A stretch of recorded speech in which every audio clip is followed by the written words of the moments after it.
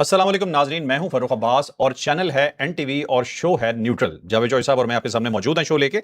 तो आज का जो हमारा जिसे कहते हैं ना कि ये प्रोग्राम है, ये प्रोग्राम बहुत ही सेंसिटिव नौयत का, आपको थोड़ा समझना पड़ेगा।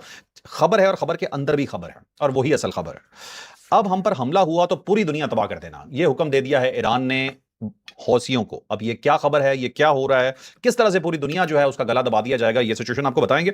सऊदी अरब पे हमले का खतरा है और ये हमला का खतरा भी जो है वो किस जानिब से, अगर आपको अंदर डिटेल में जाके बताते हैं। लेकिन पाकिस्तान को हो सकता है पोजीशन लेनी पड़े और पाकिस्तान इसके ऊपर थोड़ा परेशान भी है, क्योंकि प्रॉब्लम यह है कि जिनका दिफा करना है वो भी हमारे हैं और जिनके खिलाफ हो सकता है कुछ करना पड़ जाए वो भी मुसलमान हैं। और पाकिस्तान किसी सूरत इस जंग में नहीं आना चाह रहा, लेकिन सिचुएशन ऐसी क्रिएट की जा रही है कि पाकिस्तान को कूदना पड़े इसके अंदर। तो पाकिस्तान क्या करेगा ये आपको बताएंगे। फिर आपको ये बताएंगे जी कि अमेरिकी सदर ने एक बहुत बड़ी खबर दी है और खबर उनकी ये है जी कि इसराइल की साजिश पकड़ लिया है उन्होंने अमेरिका के अंदर। खुद बता रहे हैं हालात कशीदा है इसराइल के साथ स्टिल अभी, और इसी वजह से शायद ये वाली शख्सियत जो है ये ईरान को पसंद भी बहुत है कि थोड़ा सा खुल के इसराइल के खिलाफ बोलते हैं। लेकिन इसके अंदर एक बड़ा जबरदस्त ट्विस्ट है, ये ट्विस्ट मैं आपको बताऊंगा खबर के अंदर जाके कि ये बात क्या है। अमेरिका को जंग खा गई है। आपने सुना होगा कि जंग किसी मुल्क को खा गई, लेकिन होता अमूमन यह कि जहां हमला किया गया वहां ये अपने ही मुल्क को पड़ चुकी है। ये आपको बताएंगे कि अमेरिका को जंग पड़ी कितने में।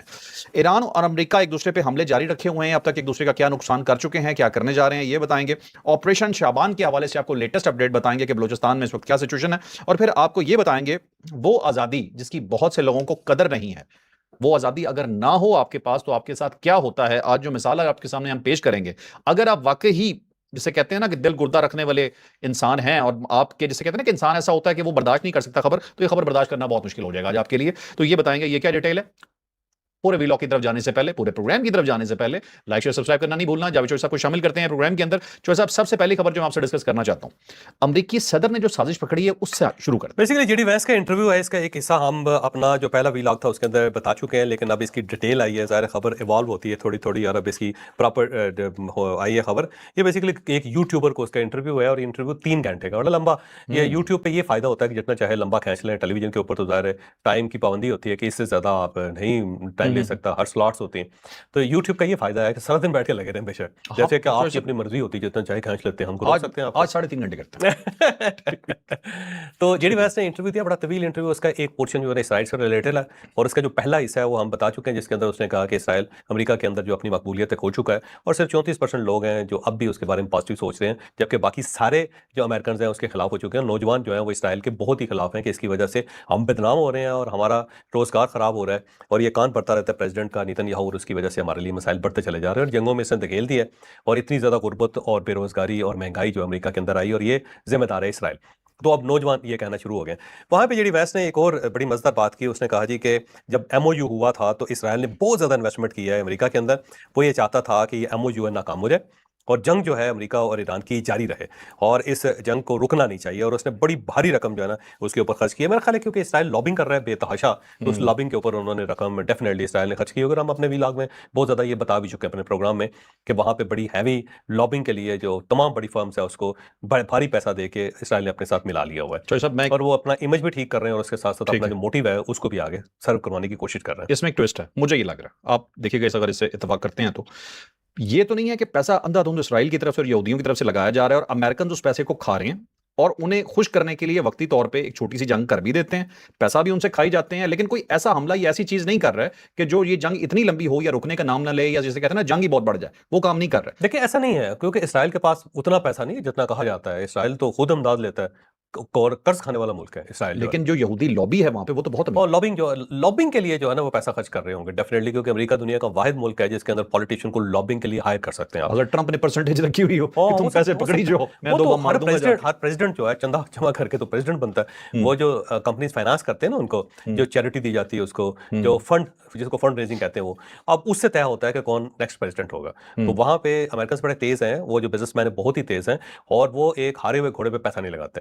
लिहाजा जब रेस चलती है ना लोगों की और दोनों पार्टीज के लोगों की आहिस्ता आहिस्ता आहिस्ता ऊपर आते जाते हैं और जो आखिर में 2 या 3 लोगों की रेस रह जाती है उसके अंदर सबसे पहला जो टेस्ट होता है वो ये है कि कितना फंड मिला है। तो जिसके पास ज्यादा फंड होता है ना उसके जीतने के चांस ज्यादा होते हैं, क्योंकि इसका मतलब ये है कि जो बिजनेसमैन है अमेरिका का उससे ज्यादा ट्रस्ट है इसके ऊपर और जीतेगा वही। तो अब इसराइली बिजनेसमैन है उन्होंने पैसा डेफिनेटली लगाया होगा, लेकिन लॉबिंग के लिए लगा रहे हैं। वो इसराइल की लॉबिंग हो रही है, जंग के हक में लॉबिंग हो रही है कि एमओयू आपने नहीं होने देना। इसराइल को ये सूट नहीं करता कि यहाँ पे अमन हो।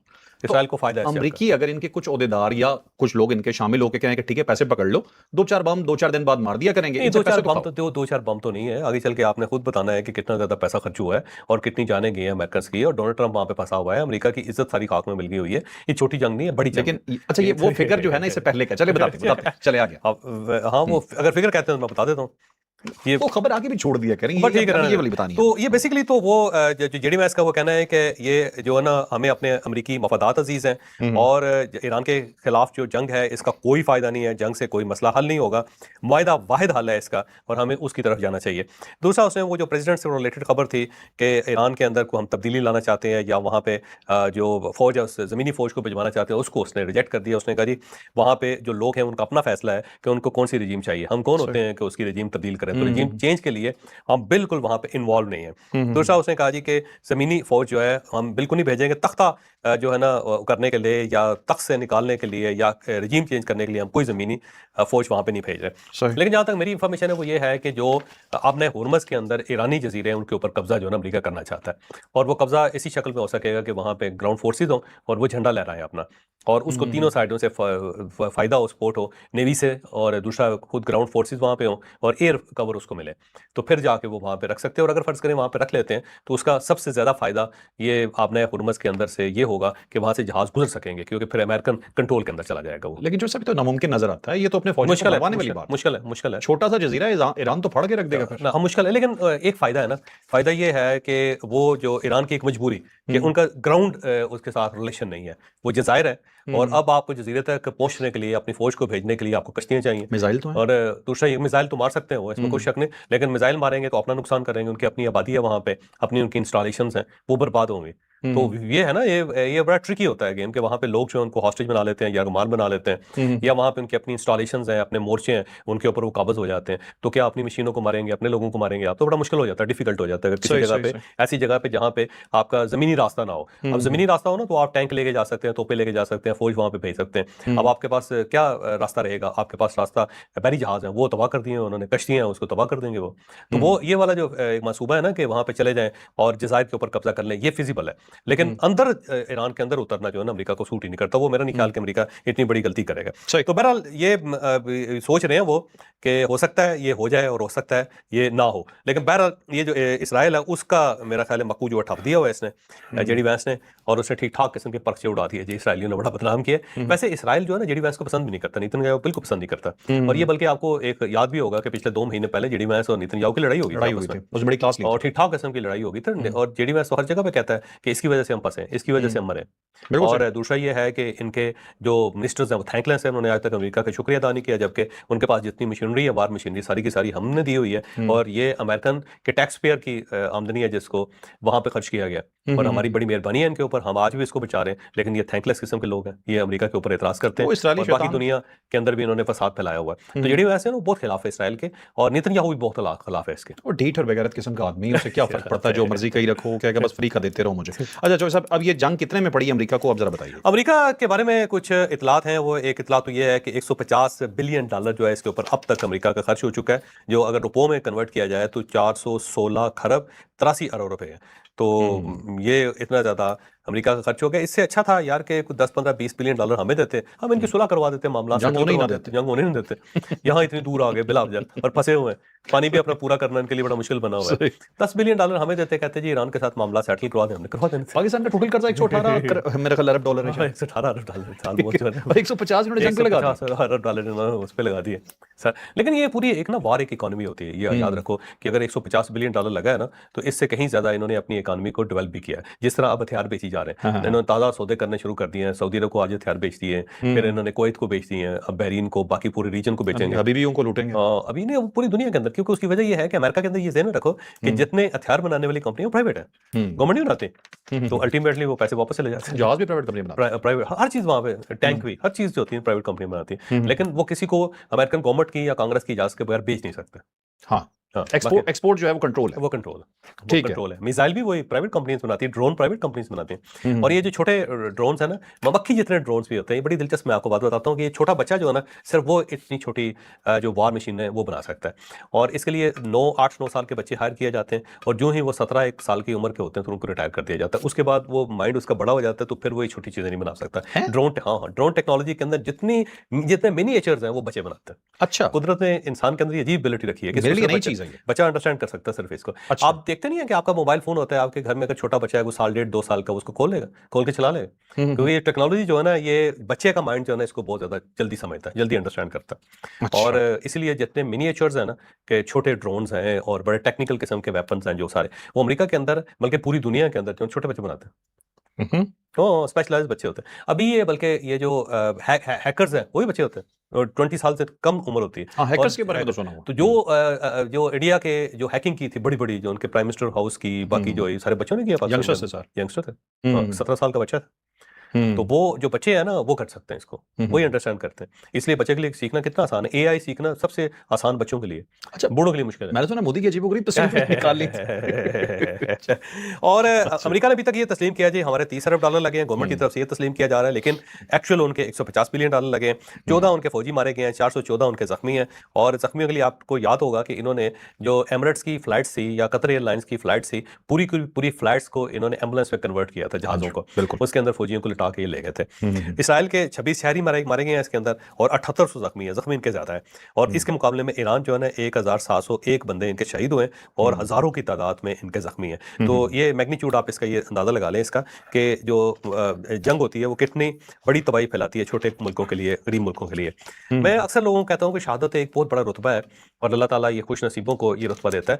लेकिन इसके साथ साथ मेरे एक और ओपिनियन भी है।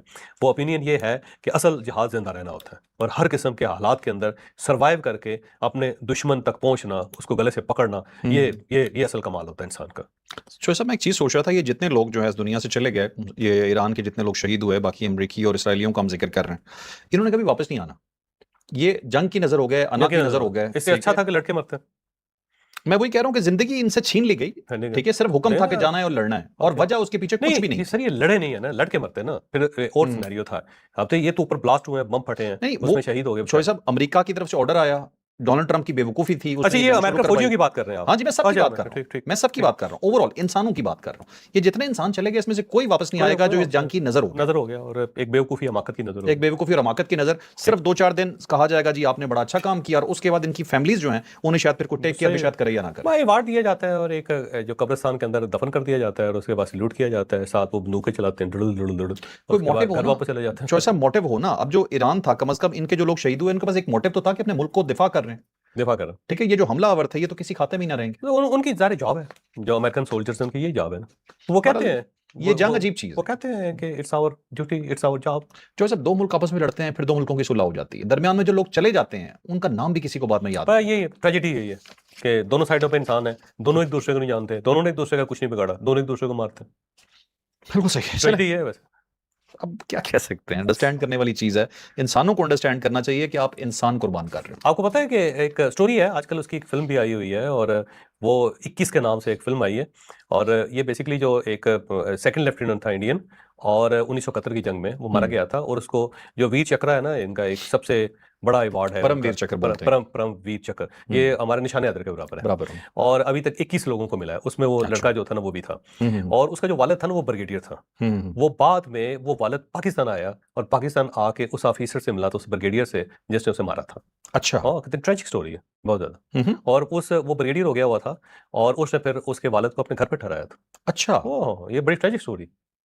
अच्छा, मैं देखना चाहूंगा ये रियल स्टोरी। और ये बड़ी पुरानी, मैंने बहुत पहले एक किताब के अंदर पढ़ी थी। अच्छा अच्छा, कि वो यात्री आते हैं ना पाकिस्तान, तो यात्रियों के साथ आया था वो। ओके, और उससे पहले उसने खत लिखा था उसको कि मैं आना चाहता हूँ। उन्हें उससे मिलना, उन्हें मैं तुमसे मिलना चाहता हूँ। और उसने बड़ा हौसला करके उस बंदे ने भी उसे अपने घर रखा, और उसकी बेटी और उसकी बेगम जो थी वो भी उसकी खिदमत करते थे, और तस्वीर लेके साथ आया था अपने बेटे। क्या ज़हनी कैफियत होगी दोनों की वाकई।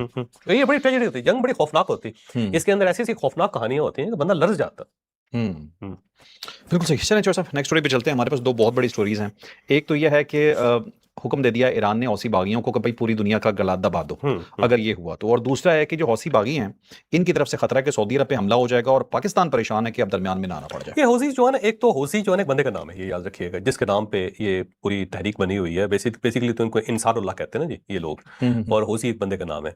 और ये शुरू में इन्होंने इस्लाम कबूल कर लिया था, यमनी है, और ये जो मक्का मुकरमा के ज़्यादातर या अरब के अंदर जितने ट्राइब्स हैं ना, इनकी ओरिजिन जो है वो यमन है। तो यमन से माइग्रेट करके उधर गए हैं। बल्कि इस साइड से ना अगर आप देखें ना, अगर बाबुल मंदब को आप क्रॉस करें तो दूसरी साइड पे अफ्रीका है ना, बेसिकली रेड सी है ना, रेड सी का इस साइड पे सऊदी अरेबिया है और इस साइड पे अफ्रीका है। मिस्र जो है ना अफ्रीका के अंदर है ना। तो इस साइड से ना हबशा जो जिसको कहते हैं, और अब जो है इथोपिया है, फिर जबूती आपने सुना होगा, जबूती का इलाका है, फिर सोमालिया का इलाका है सारा, फिर इरिटेरिया है, एक मुल्क है।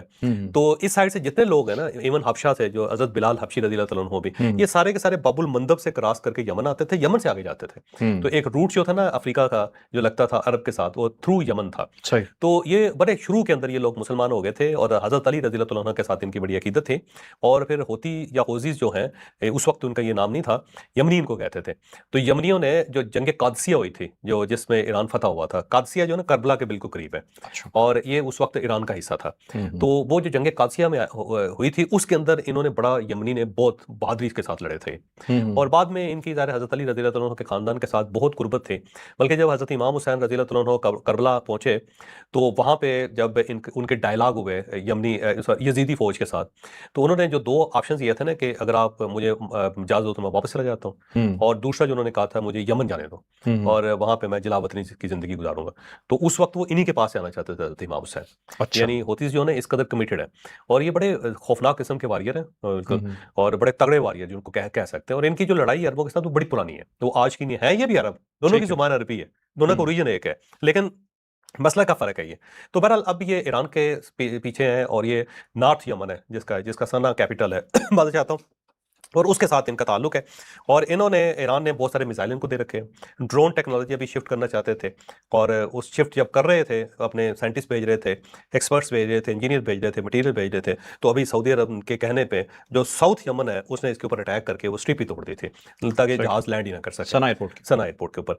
तो ये है, अब ये बहुत बड़ा जो सोर्स है, बहुत बड़ी तलवार है ईरान के हाथ में, क्योंकि इनके पास बाबुल मंदब है, और ये बाबुल मंदब को अगर बंद कर देते हैं तो 18% ट्रैफिक उधर से रुक जाएगी, तो 20% इधर से, तो 40%, 42% या 50% जो ट्रैफिक है वो हो जाएगी, और फिर यूरोप तक इसका सेक जाएगा, जिसको कहते हैं ना गर्मी जाएगी, तपश जाएगी। उसकी बुनियादी वजह यह है कि जितना तेल जा रहा है यूरोप वगैरह को, वो सारा इसी से गुजर के जाता है बाबुल मंदब, और ये बहुत बड़ी ट्रेजेडी होगी पूरी दुनिया के लिए। और हौजीज जो है उनके अंदर एक कैपेसिटी है, और ये सऊदी अरब के ऊपर हमले करते रहते हैं। और अगर आपको याद हो तो 2014 में जब यहाँ पे स्प्लिट हुई दोबारा, ये दो मुल्क बन गए, तो एक मुल्क जो साउथ यमन है उसको सऊदी अरब ने सपोर्ट करना शुरू किया था। 2015 में मियां नवाज शरीफ की हुकूमत थी, तो सऊदी अरब ने कहा था कि आप अपनी फौज दें, और उस वक्त कमिटमेंट भी कर ली थी मियां नवाज शरीफ ने। फिर उसके बाद ये मामला पार्लियामेंट में गया था, और वहाँ पे जाकर उन्होंने कहा जी हम इस कन्फ्लिक्ट में नहीं पड़ना चाहते। और उस वक्त अगर आप याद हो तो बड़ा ये हाईलाइट हुआ। उस वक्त भी सऊदी अरब ने फौज मांगी थी हमसे कि हौजियों के खिलाफ आप आएंगी मैदान में, लेकिन पाक फौज या गवर्नमेंट जो थी उसने इनकार कर दिया था। अब मसला ये है कि अगर हौजी हमला करते हैं सऊदी अरब के ऊपर, तो डेफिनेटली पाकिस्तान को फिर सऊदी अरब के साथ खड़ा होना पड़ेगा। इसके अलावा जो है वो पाकिस्तान जो है अब वायलेट नहीं कर सकेगा इस कॉन्ट्रैक्ट को जो उन्होंने किया पाकिस्तान के साथ सऊदी अरब ने। और सऊदी अरब के अंदर हमारे 30 लाख लोग भी हैं, सऊदी अरब ने अपने पैसे भी हमारे स्टेट बैंक के अंदर रखे हुए हैं, और फिर हमारा एक अकीदत का रिश्ता भी है सऊदी अरब के साथ, तो टू मच है रिलेशन हमारे, तो उसमें पाकिस्तान अवॉइड नहीं कर सकेगा। और मुझे खतरा है कि कहीं अगर खुदा न खास्ता वो वक्त आ गया तो पाकिस्तान का ईरान के साथ कॉन्फ्लिक्ट शुरू हो जाएगा, जो बड़ा ट्रेजिक होगा, क्योंकि हौसीज के पीछे तो वही है। 100% वाहिद सपोर्ट उनकी वही है। और अगर वो सऊदी अरब के ऊपर हमला कर देते हैं तो डेफिनेटली पाकिस्तान को फिर सऊदी अरब के साथ खड़ा होना पड़ेगा। ऑप्शन पाकिस्तान के पास कोई नहीं होगा फिर हम पिछली मरतबा तो हमने कन्विंस किया सऊदी अरब को कि आप हमें मुज़ाकरात करने का मौका दें, हम ईरान को आपके साथ टेबल पे बिठाएंगे, और फिर पाकिस्तान ने ईरान को कह के हमले भी रुकवाए थे, फिर सऊदी अरब पे कोई हमला नहीं हुए थे। ये एक हकीकत है, और उसमें उस वक्त तो मामला टल गया, लेकिन अब अगर हौजी अटैक करते हैं तो फिर बहुत ज़्यादा काम खराब है। साथ साथ उन्होंने, क्योंकि पाकिस्तान ने उनको ये हुक्म भी दे दिया है कि जनाब अगर यहाँ पे बिजली घरों के ऊपर हमारा हमला होता है तो आपने बाबुल मंदब बंद कर देना है, और ये भी है कि आपने पूरी दुनिया को खत्म कर देना है, हौजियों को उन्होंने कहा है। और ईरान बाबुल मंदब बंद हुआ, अब ना हुर्मुज़ पहले से बंद है, दुनिया तो फारिग हो हो जाएगी। वो दुनिया फारग हो जाएगी। लेकिन इसका एक नुकसान ये भी होगा कि दुनिया इकट्ठी भी हो जाएगी। इस वक्त स्प्लिट है और क्योंकि डोनाल्ड ट्रंप की वजह से लोग अमेरिका को पसंद नहीं कर रहे। लेकिन अगर सबकी नसें बंद होंगी, सबका सांस बंद होगा, सब इकट्ठे हो जाएंगे, जो सभी जंग ईरान जारी को बहुत रहती है, नुकसान होगा। 2 महीने भी ये बाबुल मंदूब और ये इधर से आबना हुर्मज अगर ईरान बंद रखने में कामयाब हो जाता है तो पूरी दुनिया को तबाह समझे, फिर इकोनॉमी। लेकिन नहीं, दुनिया इकट्ठी होगी, दुनिया इकट्ठी होगी, ज्यादा देर तक अफोर्ड ही नहीं कर सकते। ले जी, वो इमरान साहब बार बार इशारे कर रहे हैं कि आदत है उनकी, करते रहते हैं। अब चलते हैं अगली स्टोरी पे। वो जी कि ईरान और अमेरिका एक दूसरे पे हमले जारी रखे। सर हमलों की तफसीलात बता दें। हमले ये हैं कि जनाब इस वक्त तक तो अटैक हो रहा है। अमेरिका ने जजीरा कशम के ऊपर भी हमला किया है और उसके जवाब में जो ईरान है उसने हमले किए हैं। इस वक्त बहरीन के ऊपर हमला किया है, कुवैत के ऊपर हमला किया है। वो मसलसल जो है ना 3-4 मुल्क उसने देखे हुए हैं। जॉर्डन के ऊपर कर देता है, जैसे कि कुवैत के अंदर अली अल सालम उनका वो एक एयरबेस है और उसके ऊपर उन्होंने हमला किया। वहाँ पे रेडार सिस्टम था अमेरिका का, वो उड़ा दिया बकौल ईरान के। फिर शेख ईसा उनकी पोर्ट है, उसके ऊपर अटैक किया बहरीन के अंदर। और इन दोनों मुल्कों का कहना है कि ये शहरी तनसीबात को निशाना बना रहे हैं, जबकि ईरान ये कहता है कि हम तो अमेरिका के फौजी अड्डे हैं उनके ऊपर हमला कर रहे हैं। सही है। और साथ साथ अमेरिका ने जजीरा कशम के ऊपर हमला कर दिया, जो बड़ा मेन इनका है वो। और साथ साथ ईरान ये भी कह रहा है कि हमारे बिजली घरों के ऊपर, पुलों के ऊपर हमला करके जंगी जुराइम का हिस्सा बन रहा है डोनाल्ड ट्रंप। तो ये लड़ाई इस वक्त जारी है और हर तरफ धुआं, आग, धमाके जो है वो। और साथ साथ जो फ्लाइट्स हैं यूएई वगैरह की, वो सारी की सारी बंद होती हुई नजर हो रही है। और मिडल ईस्ट जो है ना उसकी फ्लाइटें बंद हो रही है। बल्कि इस जुलाई के आखिर तक जो यूरोपियन तमाम फ्लाइट्स हैं उन सबको वार्निंग दे दी गई है। और ये वार्निंग उनके मुल्कों ने दी है कि आपने जो यूएई वगैरह या मिडल ईस्ट है उसके ऊपर से नहीं गुजरना। ऑपरेशन शाबान की कुछ डिटेल बताओ। ऑपरेशन शबान के अंदर आज 3 और दहशतगर्द मारे गए और 129 हो गए हैं। और ये कमिटेड है पाकिस्तान के इस मरतबा जो BLA है उसको खत्म करके रहेंगे। आज मसलूम के अंदर एक बड़ा खौफनाक वाकया पेश आया कि वहाँ पे सिक्योरिटी के लोग जो थे, सिक्योरिटी एजेंसीज के लोग थे, वो एक बस के जरिए जा रहे थे और वहाँ पे कोचा एक नाम है, कूचा एक जगह का नाम है, इलाके का नाम है।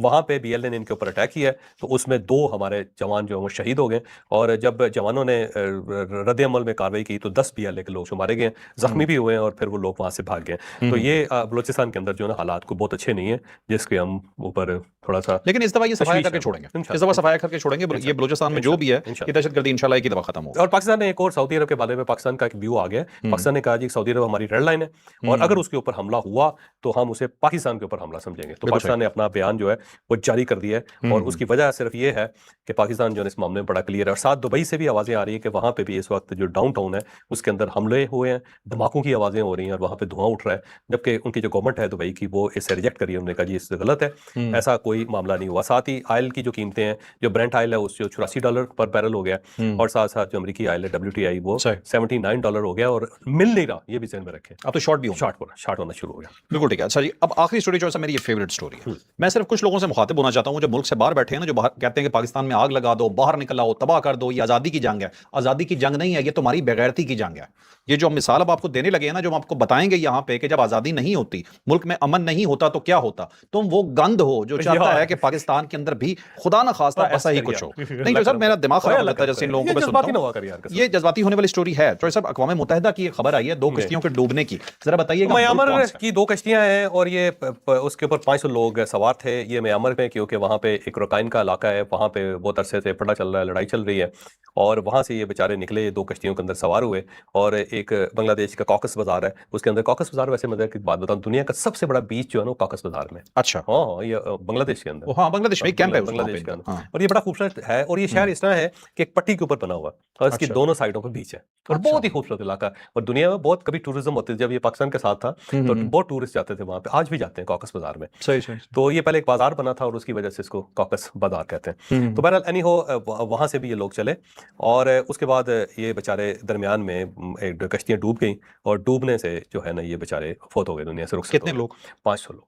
500 लोग, 2 कश्तियां। और ये ट्रेजिक स्टोरी है। कॉकस बाजार जो साहब कैंप है ना, यहाँ पे 10 लाख मुसलमान है। ये सारा मुसलमानों की स्टोरी है। हाँ जी, हाँ, ये 500 मुसलमान थे। ये बेसिकली तो वहां से म्यांमार से भाग के आए हुए ना, कॉकस बाजार के अंदर कैंप्स लगे हुए इनके और बड़ी बुरी हालात, बहुत बुरी हालात में। क्योंकि उसकी वजह यह है कि म्यांमार के अंदर ना, बर्मा के अंदर बुद्धों और मुसलमानों की लड़ाई है। तो वहाँ जो बुद्धिस्ट है ना वो मुसलमानों के ऊपर अटैक करते हैं और बहुत ही बेचारे और बहुत गरीब लोग हैं ये। इनकी अगर हालत देखें ना, काले रंग इनके, पतली इनकी टांगें और गुर्बत और भूख से मरे हुए लोग हैं और इनको देख के तरस आता है। तो कॉकस बाजार में इन्होंने पनाह ली हुई है। ये करीब है ना उसके, कश्तियों पे आ सकते हैं। तो मुल्क में अमन ना हो तो ये होता है।